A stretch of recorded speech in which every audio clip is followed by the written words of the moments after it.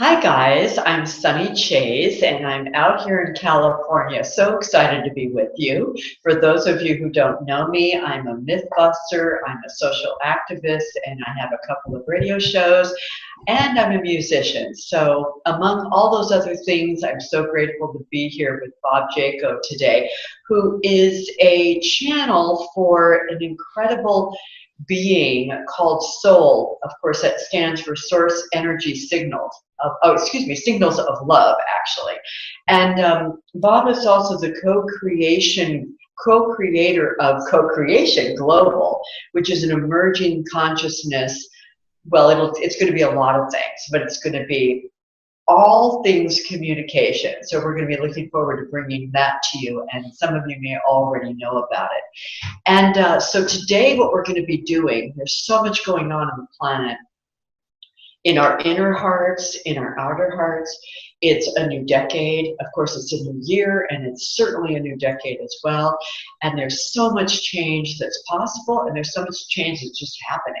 So I'm going to be very, very curious and excited to bring to you and to myself what Soul has to say about a number of things. And so, Soul, are you ready to chat with me?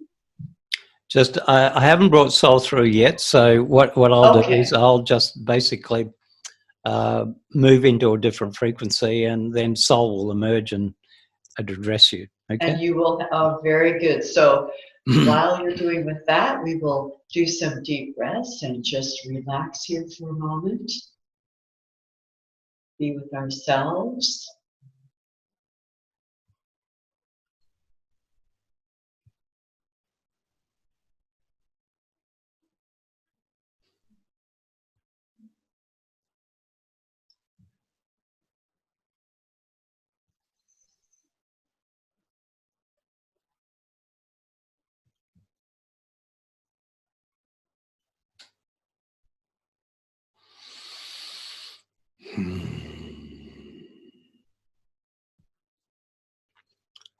Welcome, my dear physical friends.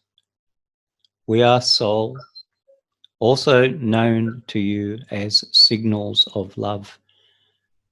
And we are here in your presence this day to transmit any answers to questions that you are wishing to have discussed. And we are here because we are your voice, not because we are separate from you, is because we are you. And we are here because we are bringing into your world once again the messages that you have avoided, the messages that you have not listened to, the messages that you need to hear, and the messages which are really the messages of love. Thank you so much for having us in your presence. Thank you so much for being available to us at this time in our evolution, our elevation, and our mortal lives and spiritual lives. So my first question to you is, at this time in our lives, there are many things that are going on in the outer world and in our inner world. How do you suggest that we as spiritual beings interplay with our activation way? In other words, what is ours to do right now with everything we see, perhaps with injustice, perhaps with things that kind of break our hearts around us? What is ours to do? How do we best serve ourselves and all around us? Thank you so much for the question. To be clear, the question implies that you look outside to see what is not inside. And we propose that most of everything that you see in your physical world, in your physical experience, both personally and collectively, are mirrors of what is inside of each and every one of you, for it would not exist if it was not there. For example, as you begin to see the variations in your social systems, the diversity of thought, deed, and action, the separation from yourselves, for you look at yourselves as separate by language, by culture. That separation exists in each and every one of you. The aspects of your emotions towards events and conditions that reflect back to you. For example, you are currently concerned about what you call climate change and the ecological damage humanity is purporting to do on your planet. This also is an internalization experience through internal experience and observation of these things. For as you begin to understand that you indeed have inside you microclimates called emotion. Now, as you combine together with a force of billions of people who have all this chaos within them, this ability to maneuver through fear, all of these attributes, these inner aspects of self at a local level, at the level of physicality, are presented to you via a mirror effect by the way you change and you experience that chaos in the physical world through forces that you believe to be of nature. But you are co-creating these forces as a collective, whether they be the fires in this country of Australia, or the fires in the steppes, or the ecological damage you're doing through overconsumption and the destruction of your ecological systems, forests, animals, simply because you need more farming land to produce more consumption. All of these are simply attributes of fear, lack, and belief systems relating to the fact that you are disconnected from the planet, its intelligence, and you are totally disconnected from the animals and the land that support you and provide you with the sustenance that should be your right to have. You are disconnected from yourselves as source energy because you do not hear the wisdom, the intelligence, let alone implement what source is always been doing, is talking to you, sending you messages, and you do not hear. And consequently, our appearance has come at this time to act as a beacon and as a reminder in a period where you have the technology to be able to deliver these clear, concise messages on all sorts of different subjects. But essentially, the underlying cause of all your ills, all your woes, all your concerns, your fears, and all the physical construction and co-creations that you have built around you is because you are disconnected to the love that you are. For all of these things are simply the lack of love for the animals, the forests, the planet, and yourselves as a species. For you continue, as you have done for thousands of years, to fight and bicker, and to fight and bicker, and to try and control.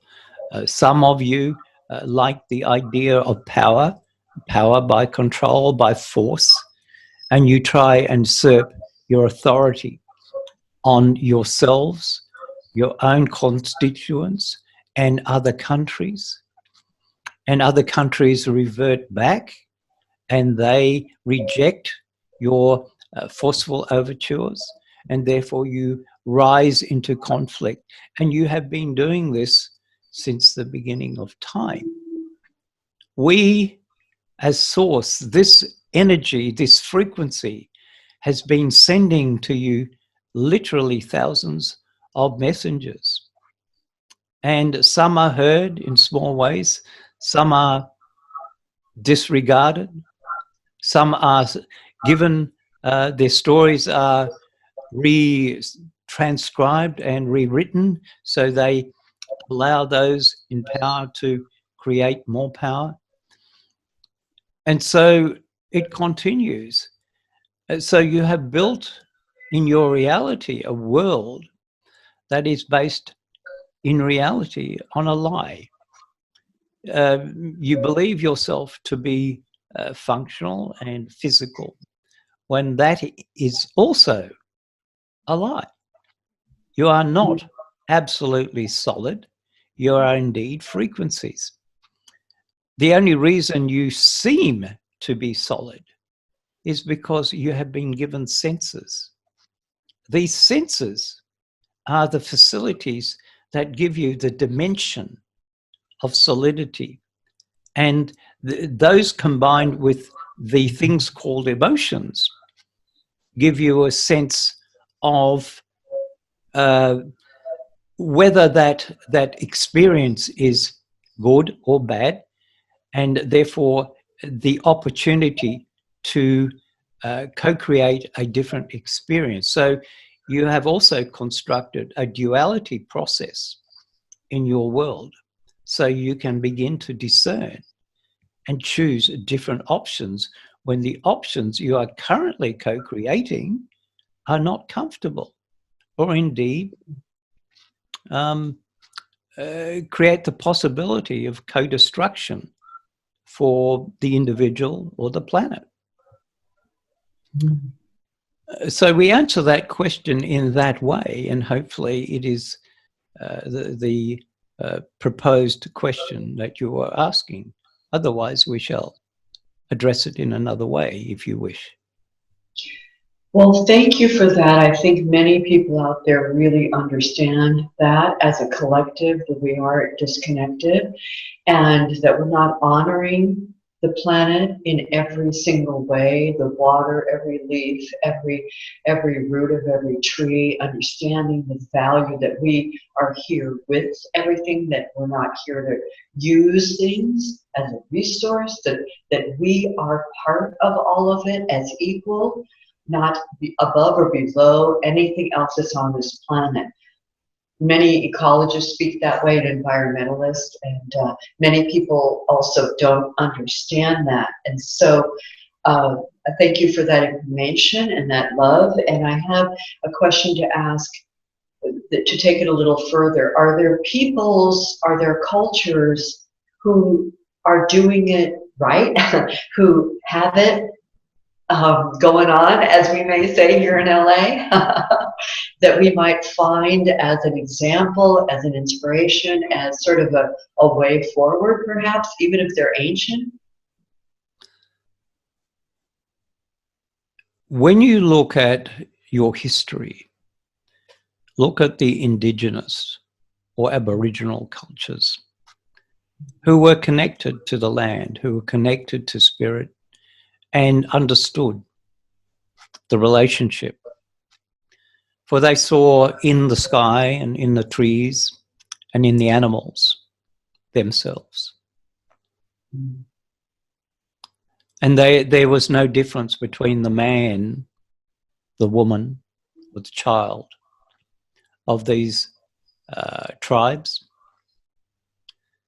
And then you gained this thing called civilization, which is an acronym, of course, because you become uncivilized. You created more dysfunction, more separation from the natural connection to the earth. An example is that one who lives in the city and then walks along the ground on concrete and not on soil, that never grows anything, is not connected to the land. The farmer is intuitively connected to the land because he sees the crops grow, he sees the seasons, he experiences the relationship between the land and himself or herself. And he has a knowing about growing. Yet in the city, because you are busy, busy, busy, you are like worker bees that are simply part of a system that you have co-created as a civilization. And you have taken this on board since the Industrial Revolution, that system of the workhouse is now the corporation. And you believe that that is the only way you can survive or produce currency so you can buy your food, buy your lodgings. And therefore you have built everything around that belief system or that structure. For thousands of years, it has been the land. When the population of this planet was around 1 billion globally, you are predominantly either merchants, mainly farmers, and a few, of course, leaders, or indeed dictators, or barons or kings that held everything together or not. For there were many wars in those times, for humans love power, or certain humans love power. But essentially you are agrarian. You lived according to the cycles of the seasons, the moon, the stars, the sun. And you grew what you needed and you sold what you had in surplus. And then you bought from the traders, the merchants, those things that gave you comfort. Nothing's changed much in that relationship, except you now exchange time for money, which then provides you with the necessary means to buy food, lodgings, your comfort, your motor vehicles, whatever it is, your holidays, your lifestyles, your health or your ill health. All of these things are now possible because you are now totally not dependent on your own sustenance. You rely on external systems to feed, house, clothe, and provide you with all your comforts. That puts your civilization into very, very vulnerable states that you do not understand collectively. Your economies are very fragile. Your financial systems are very fragile. Your economic systems are very fragile, and indeed your political systems are very fragile. And in fact, it just takes one decision by one man or two men to decide that there is to be conflict, and your financial, agricultural, comfort systems are all completely obliterated. And you see, for thousands of years, you have fought over land, water, power, control. And you see, this is the world of the unconscious. This is the world of mankind totally disconnected from who they are. For if you could produce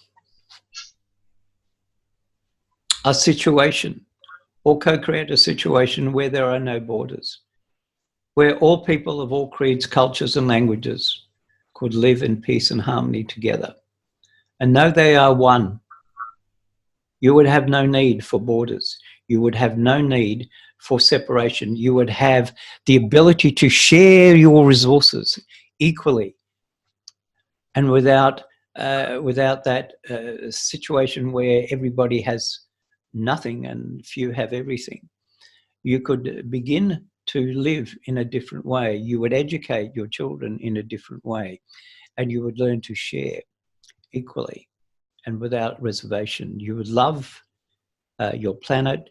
You would love yourselves. You would love your diversity. You would love your abilities to co-create your arts, your music, your technologies, and you would share those exclusively with all the others on the planet.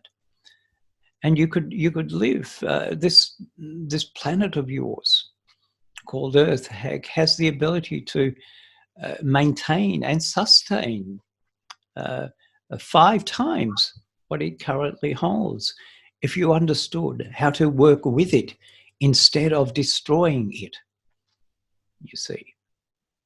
And it all comes down to whether you are ready and willing to come together and become conscious of that.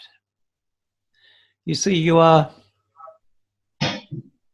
interesting as a species, for you can love your children and you can destroy your neighbor, all in the same moment, you see.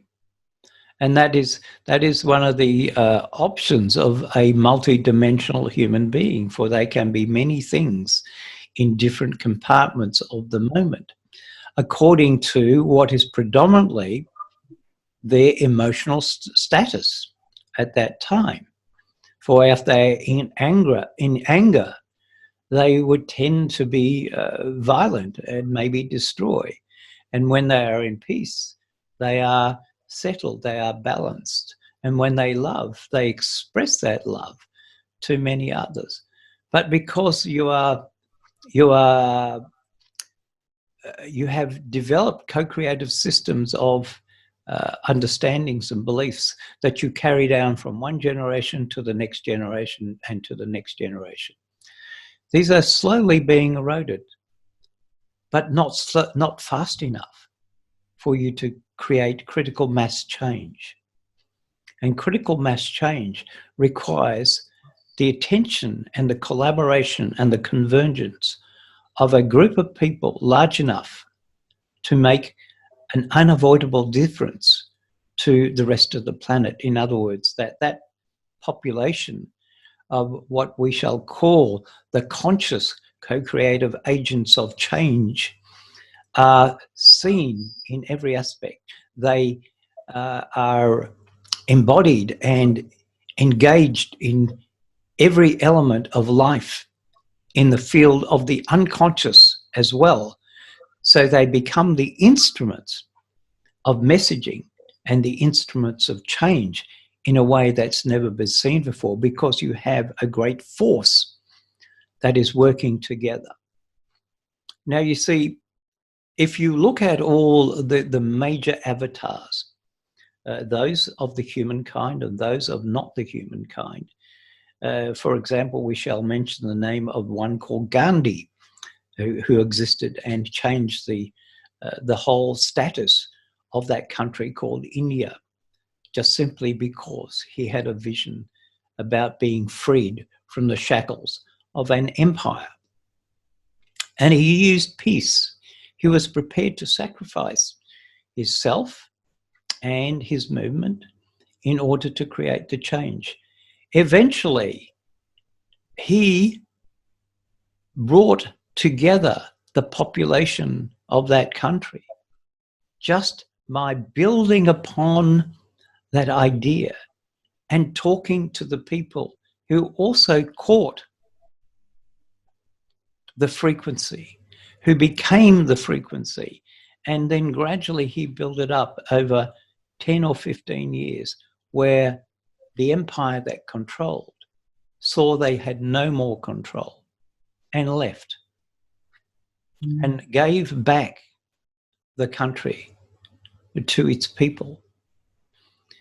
You see, one man started it, but many finished it. And it wasn't the man, it was the delivery and the passion and the focus of the idea. And if you look at human experience, it is always the idea infused with the love and the passion for the country or for the mission or for whatever it is. But it also works the other way. For example, during the periods of the 30s in Europe, there was a man called Hitler who saw that the pain of the people, that they had been through another war and the country was decimated. And he had a message, but it was a message that was distorted. But he rallied the people and led them down another path, the path of which you know what happened. And you see, he's had an idea that was supported by many people because of their pain, because of their discomfort, because of their lack and their loss of their identity and their economy. And you see, you live in a duality world where it could go either way. It does, for throughout your world, you already have people with that energy.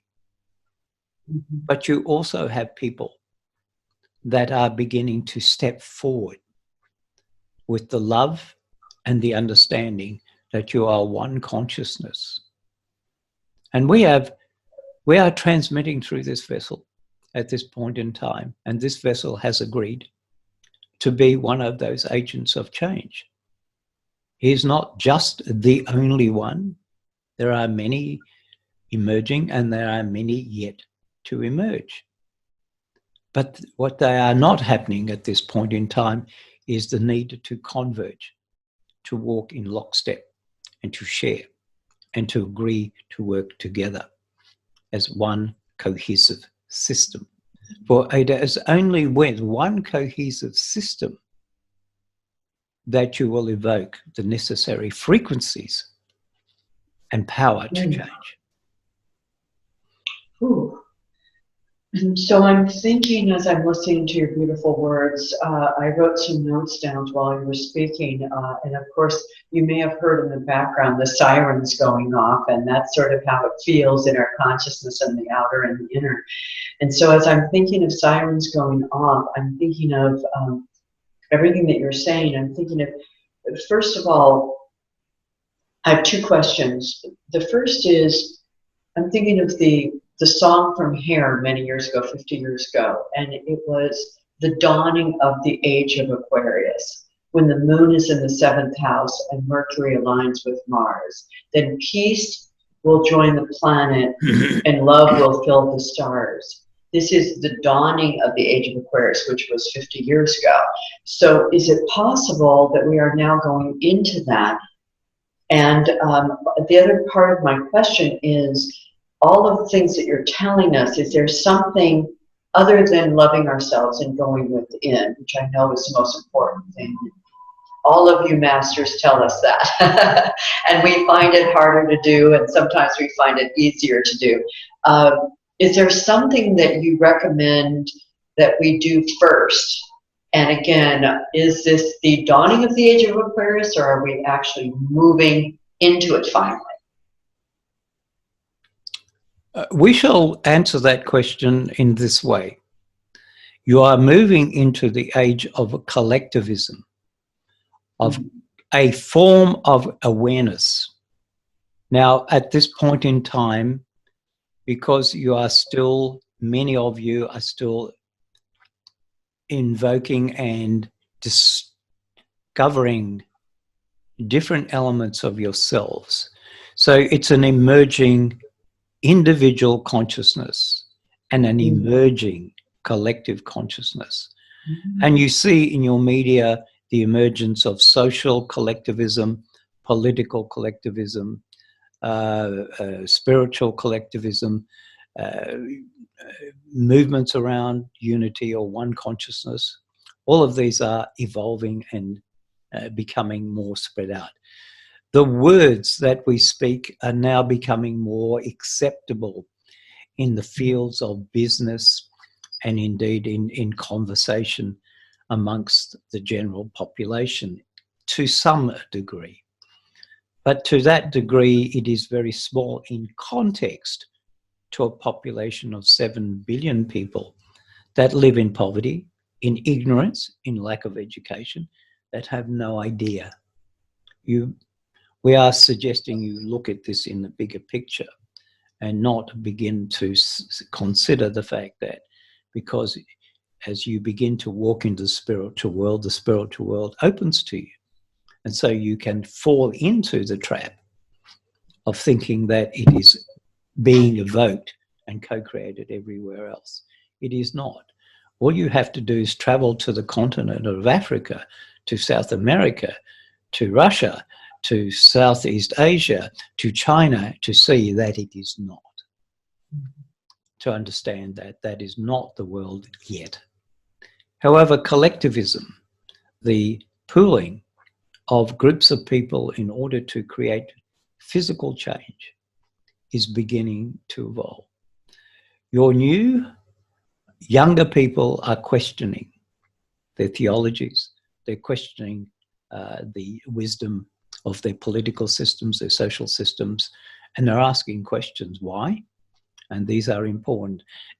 As they begin to trigger the questions, the answers will rise up. And the answers will rise up not only in the individual that is asking the question, it will propose itself to many in that particular community and then beyond. As a consequence, there are steps that are emerging. The first steps are concern, fear, if you like, about where you are taking yourselves in the field of climate change, if you use that technology. We call it man-made. We call it all that you are experiencing is created or co-created by yourselves. So you have been the instrument of your condition, of your co-creation, all of you. And so as you begin to see and realize, this is a building of awareness, of a consciousness itself. But it has not yet reached that final stage to understand that you are co-creators. You are the source of all things. And when you reach to that space, you begin to understand that, hello, all of this physicality, which we believe to be real, is us. And so at that point, what you co-create, you can uncreate. Mm-hmm. You see, you can turn this around.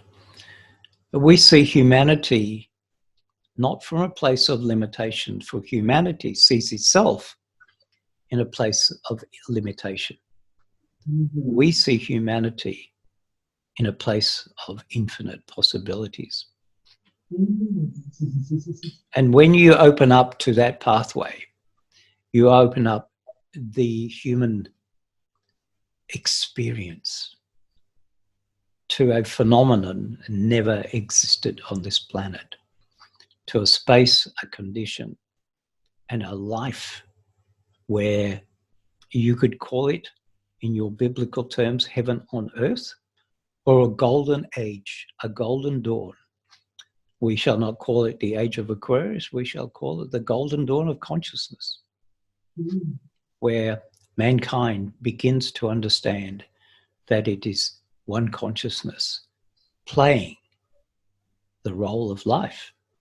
And if it becomes conscious of that consciousness, it can change its habits and behaviors in accordance with its heart.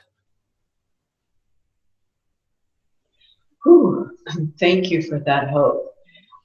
One thing you said, which I really appreciate and haven't heard much put this way, is that the outer, we've spoken, many masters speak of the outer as a reflection of the inner. One thing that you said that I so appreciate is the outer weather is a reflection of our inner weather, our inner tornadoes, our inner hurricanes, our inner rainstorms, our inner fire. Is it possible to use this in some way that's really constructive for ourselves so we don't have to see it in the outer? Is there something we can do with the rain falling, the tears that fall inside, or the fire that feels like it's destroying us, but can also perhaps burn away our our yucky stuff that we don't want to have anymore? Is there a way to work with it? So Yes, essentially, all things are indeed mirrors and all things are reflectors, but they are also duality being projected back to you. Everything is more than one thing. And so fire is destructive, but fire is also regenerative. For this country and your own country, where you are also experiencing fire, it has been known by the Aboriginals and the natives that by using fire, you can indeed regenerate the land, but you do it in a way that doesn't harm the animals. It is called cold fire, and you burn at a particular period of the year, and when the undergrowth is not completely dry, so it does not get out of control, and the winds are in certain position. And so these natives of different countries knew all that, and they would know the right time to do a burn. And they would burn, and it would burn slowly, and the animals had time to vacate, and the animals would live on the periphery in the forests. And when the land regenerated, all of the animals would come back. The natives could come back and hunt and use the resources. They never overused the resources. See, they would manage the land. And if you listened to these people, you would never have the conditions and the situations that are occurring in this country and in your country, the loss of life, the loss of homesteads, the loss of the animal population and the vegetable population due to these uncontrollable fires that should never have happened because of your poor understanding of managing the land. yes. You grow plants and you replace plants in places where they should not be. You plant species of trees and other faunas that are totally alien to the soil and to the area in order to grow trees for wood or for building or for other things. So you do not understand, or you have not yet evolved enough to understand the basis of the ecology of the soils and the land and the surrounding systems so that you can get the balance correct. You see, you come from a very focused, locally focused and usually a profit focused point of view. So you can plant trees, for example, in many countries they are planting trees the intention was very, very admirable to keep the soil together and to stop desertification. Now they have discovered they have planted the wrong trees in the wrong soil, and these trees are soaking up water from the water table. They're indeed in the wrong place. So what do? Do you pull out billions of trees, or do you start again? So the dilemma is lack of understanding and ignorance in understanding the full aspect of ecology. With the human itself, it's beginning to understand that everything that's related to your physical experience at the local level, that is the physical level, is an interplay between your belief systems, your programs, and your expression of those programs in the physical world. When we come to that point of understanding how we influence the external, predominantly humanity runs on emotion. Now, emotion can be attributed to a cycle. You could say there's a sort of physics involved. You have the physics of fear. So you have action or reaction. You have the physics of love. So you have an action or reaction. And you have the physics of we don't know what to do and nothing happens. So we have all these different interplays. And you could say that mostly in your world, the human experience is driven by emotion. Its actions and behaviors are driven by fear, love, lack, complacency, ignorance, lack of education, and many other factors. But essentially, they all come down to 3 or 4 emotional facets, which create action, reaction, or inertia. Most human emotions will fall into those categories or a combination of those categories. So therefore, the behaviors are in alignment with an action or reaction or peace. You know, inertia is a state of balance, a state of peacefulness, a state of acceptance, and a state of, okay, we're fine, of nothingness. We do nothing. We just simply stand there and observe. And that is probably one of the better states to be. For as we look at groups of people coming together to meditate for peace, there is an effect. But you will also notice that when they have shifted away from that meditation, for during the meditation and for a period around the meditation, there has been determined in your science that there is less crime, there is less violence in that period. And because they are in that simulation, we shall use that word of peace, for a temporary moment, whether that moment is 5 minutes or 5 hours, it is a simulation of peace for that moment. And they are indeed in that state. But when they move out of that state into their normal emotional lives, which are action, reaction, and inertia, they do not stay in inertia. And therefore, their collective state reverts back to its original state of activity. And so, therefore, if you want peace on your planet, you must all be peaceful within yourselves. And peace within yourselves, meaning that you are accepting of others.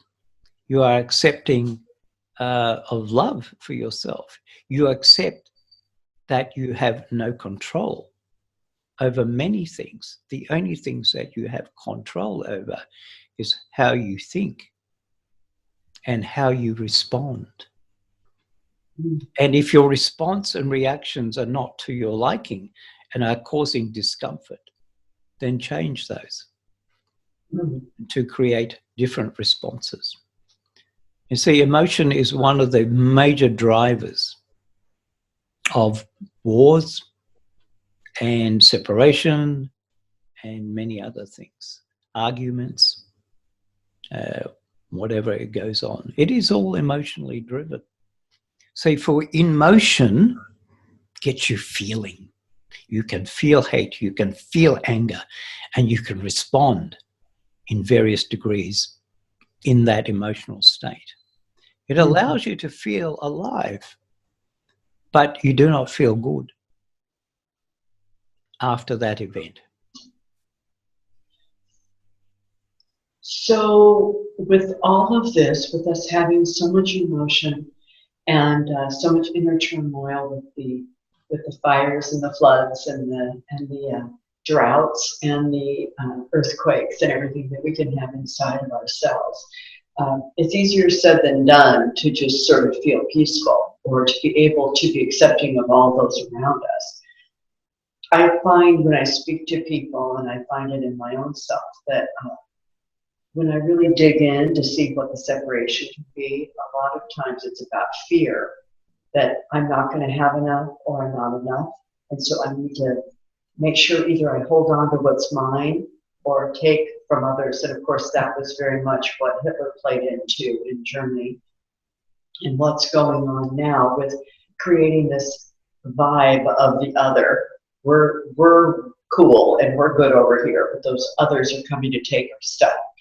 And so within ourselves, you know, we know that that can be with cancer, for example, where cancer is very arrogant and says, I want everything in this body. Give me, give me, give me. And I don't care about any of the other cells. I'm just going to take over.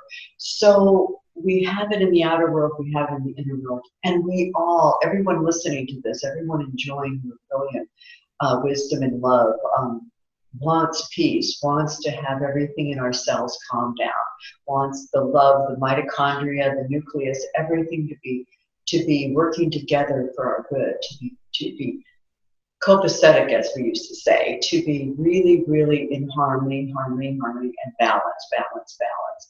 So can you give us, because I know we're getting to the end of our hour, can you give us some words of some feelings of wisdom for us to be able to find that balance, that lack of fear, and move through our lives so that we can have the outer world be less hurricane filled?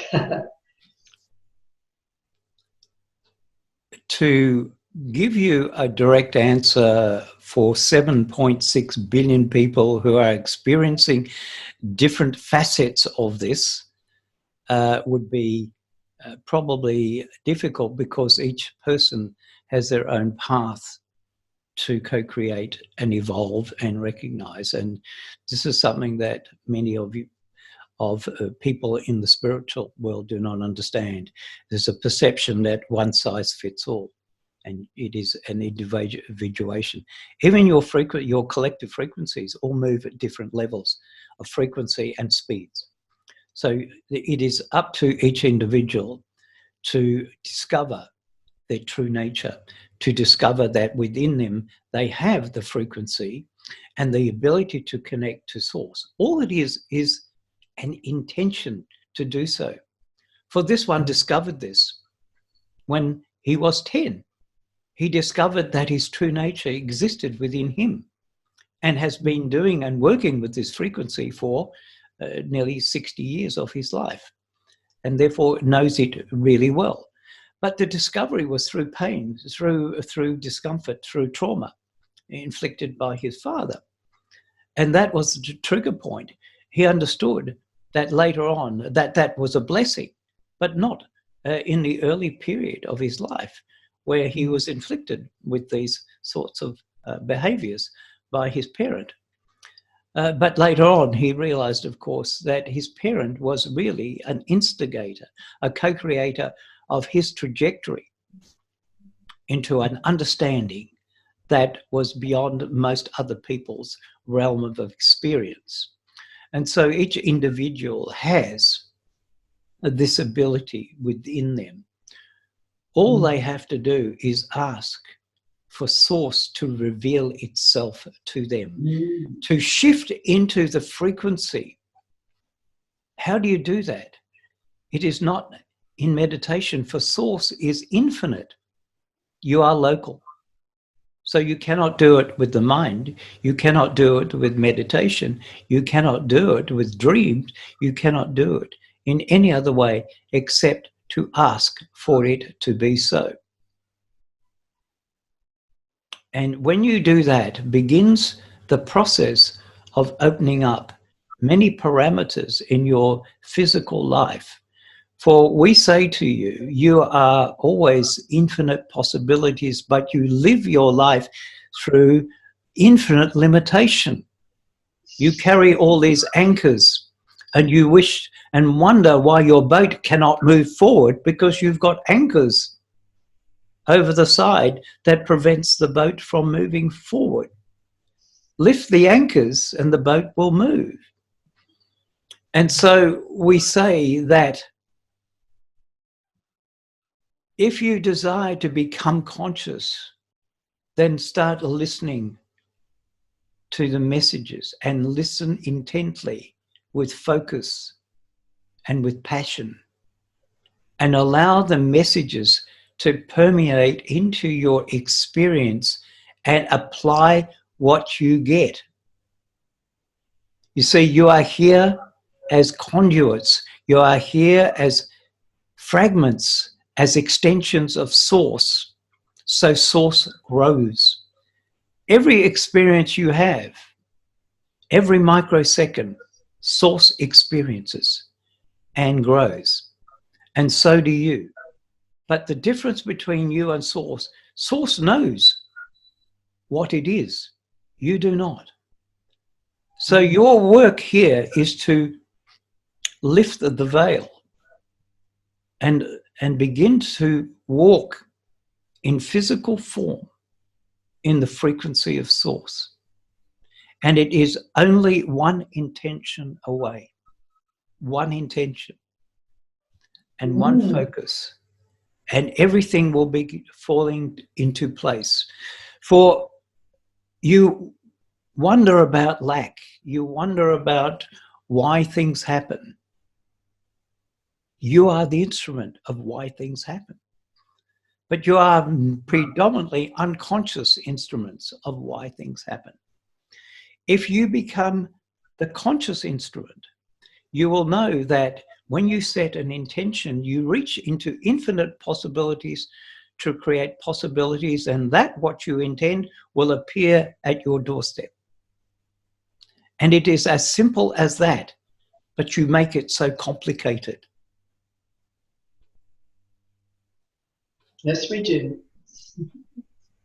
For you, you cannot understand a simple equation in the sense that if you can find a car space where there are none, and you begin to set your intention that a car space will appear, and every time you drive into that street or that part of the city, somebody drives out as you drive in, and you can do it 90% of the time. You say, this is great, I'm a great car space co-creator. But you do not see that that activity, that intention can be applied to any facet of your life. If you can create or co-create a car space, for you have already created it by the intention, you have sent out a message to that person who is leaving that car space, who leaves, and you synchronize. The event happens. You see? And yet you do not understand that that is applicable. It is so simple. Applicable to your financial situation, your relationship situation, to your health and well-being situation, and we shall go on and on and on. You see, there is only one formula, but it is applicable to all life. And for we are working with this group called Co-Creation Global that is being sponsored by the one that is managing this transmission, and they will be revealing a program by which we can teach and demonstrate and allow people to experience this whole process of conscious co-creation. And it does not have to be in blocks of how do I co-create my relationships, or how do I co-create my thing. It is one size. This is the only place where one size fits all. Yay. Thank you so much. So I think we will end at this juncture because it is the time to do that. So is there, I just want to thank everyone for being with us. Again, this is Sunny Chayes, and you'll be seeing me here, dropping in here and there in many myriad of ways here with the Co-Creation Global. And I want to thank Soul so much for being with us, and I want to, of course, leave the stage to Soul for a parting word, and then we shall end that way. So I am saying goodbye at this point, and now Soul shall leave us with some love for us all. To my physical friends, we say to you, love yourselves. For in the love of yourselves, you form the space to merge with this frequency. When you love yourselves, you learn to love others unconditionally and with total acceptance of who they are, no matter their color, race, or creed. When you begin to love your planet, you love, the planet will respond in kind. For as you begin to infuse love into yourself, your actions and behaviors will begin to change, and you will begin a process by which, as a collective, you can reverse, and you will be able to reverse the damage you are currently doing and the damage you have done as a species. For it is not climate change, it is not ecology. This is you.